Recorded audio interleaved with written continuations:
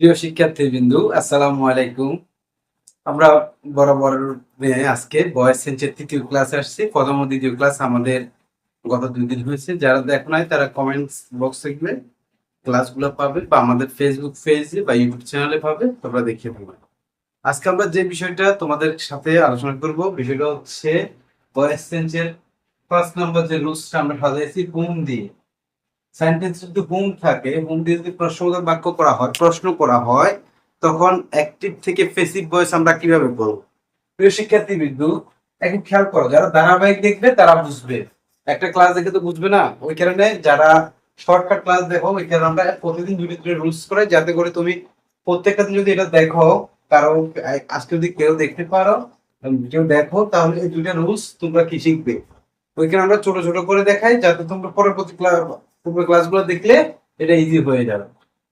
আজকে যে ক্লাসটা দেখো, হুম দিয়ে বাক্য শুরু করা হলে কি হবে? দেখো, হুম দিয়ে বাক্য শুরু হু লেখা হবে। কালকে আমরা শিখেছি হু দিয়ে বাক্য শুরু করা হলে কি বসবে? হুম বসবে। ক্লিয়ার? তাহলে হুম হু হু হুম, এটা মনে রাখবা তোমরা। এরপর বলছে কি, who plus auxiliary verb tense অনুযায়ী। টেন্স যদি প্রেজেন্ট টেন্স হয় তাহলে অক্সিলারি হবে এম ইজ আর। আর যদি ফার্স্ট টেন্স হয় ওয়াজ ওয়ার। ঠিক আছে? ফিউচার টেন্স শেল বা উইল। প্রিয় শিক্ষার্থী, কিন্তু এরপর আছে ভার্বের 3 নাম্বার, মানে ফার্স্ট পার্টিসিপল টেন্স। এরপর আছে বাই, এরপর আছে অবজেক্ট। প্রিয় শিক্ষার্থী বিন্দু, এই যে রুলসটা আমরা এখন তোমাদের দেখাইলাম, এই রুলসটা আমরা পরেরটা দেখি। Whom do you want? Want বলছে কি? দেখো, হুম ডু ইউ ওয়ান্ট বলছে কি?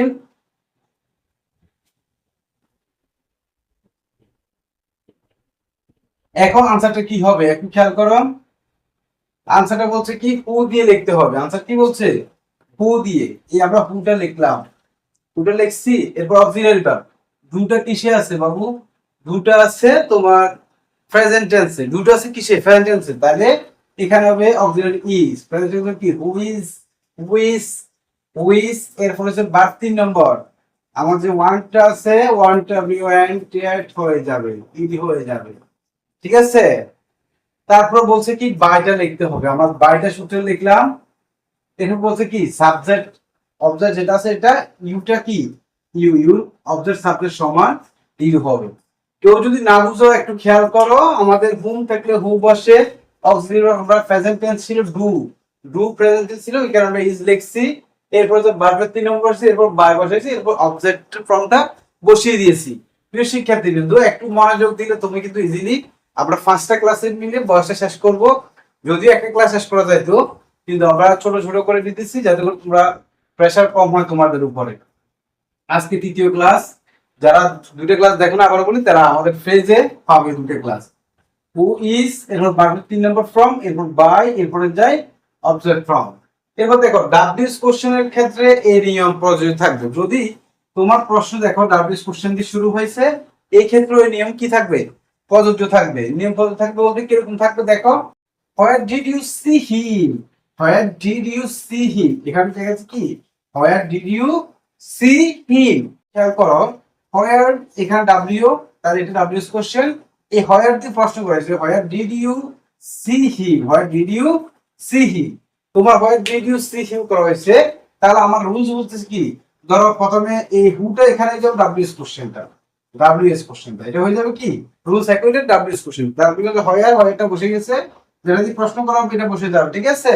এরপর বলছে অক্সিলারি ভার্ব।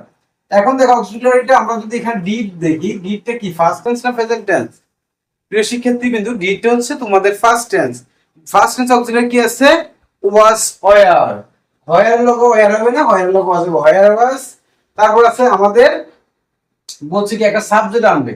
একটু খেয়াল করো, এই হিমটা সাবজেক্ট ফর্ম হচ্ছে হি, হি অবজেক্ট ফর্ম হচ্ছে কি, হি, হি, হিম, হি, হি। আচ্ছা, হিটা লিখলা। এরপরে জাস্ট বার্ফের 3 নম্বর সি কি হয়ে গেছে?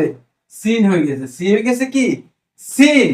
এরপর আছে আমাদের বাই, এরপর ইউকে যেভাবে আছে এটা বসে গেছে।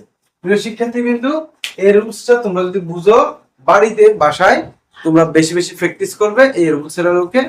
আর যদি কোনো জায়গায় তোমাদের বুঝতে সমস্যা হয়, কমেন্টস করবে, আমরা বা ইনবক্স করবে, আমরা তোমাকে এটা বুঝিয়ে দিব। প্রিয় শিক্ষার্থী বিন্দু, আমরা এরপর রুলসটা তোমাদের দেখাবো।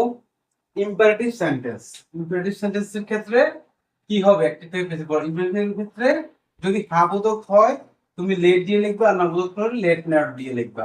এটুকু তুমি মনে রাখো, তারপরে পরেরটা আমি দেখাচ্ছি তোমাকে কিভাবে ইজিলি করা যায়। ওপেন দ্য উইন্ডো, হ্যাঁ এখানে আছে কি উইন্ডো, ওপেন দ্য উইন্ডো। এখন আমরা এটা আছে একটা কি হ্যাঁ বোধক সেন্টেন্স, এটা কি বোধক আছে হ্যাঁ বোধক, কত আমরা কি লিখবো লেট, লেট এরপর সাবজেক্ট, সাবজেক্ট কি আছে দা উইন্ডো। এটা কিসে আছে জানো, উইন্ডোটা হচ্ছে এখানে নাউন, তাহলে নাউন মানে যদি সাবজেক্টের নাউন অফ নাউন হয়, তাহলে লেট দা উইন্ডো এরপর কি লিখবা তুমি বি, বারফের 3 নম্বর ওপেন, কি যোগ করে দিবা। তাহলে যারা বুঝো না তারা একটু খেয়াল করো, প্রথমে লেট দিয়ে লিখবে, এরপর অবজেক্ট, অবজেক্ট যেটা আছে অবজেক্টটা সাবজেক্ট ফর্ম লিখবে, উইন্ডো উইন্ডোটা থাকবে, এরপরে যে বি সূত্রের এরপর বারফের 3 নম্বর শুধু এটুকু। এরপর দেখো ডু নট থাকলে কি লিখবা, যদি ডু নট নেগেটিভ হয় কি লিখবা, না বোধক হলে না বোধক হলে লেট নট লিখতে হবে, লেট নট।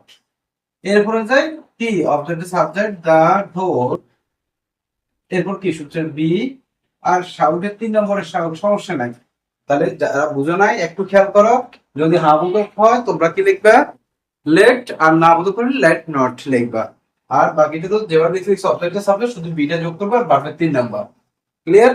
আজকের এই ক্লাস যারা বুঝেছো ভয়েসের ক্ষেত্রে, তোমরা যারা আর ব্যাপক করে শিখেছো আমাদের ইনবক্সে যোগাযোগ করবে, আর আমাদের পূর্বের ক্লাসগুলো ভালো করে দেখবে, ইনশাল্লাহ তোমার ভয়েসটা ক্লিয়ার হয়ে যাবে। আগামী ক্লাস পর্যন্ত ভালো থেকো, আর প্রত্যেকে শেয়ার করবে ভিডিওগুলো, লাইক কমেন্ট শেয়ার করবে যাতে করে তোমার ফ্রেন্ডরা দেখতে পারে।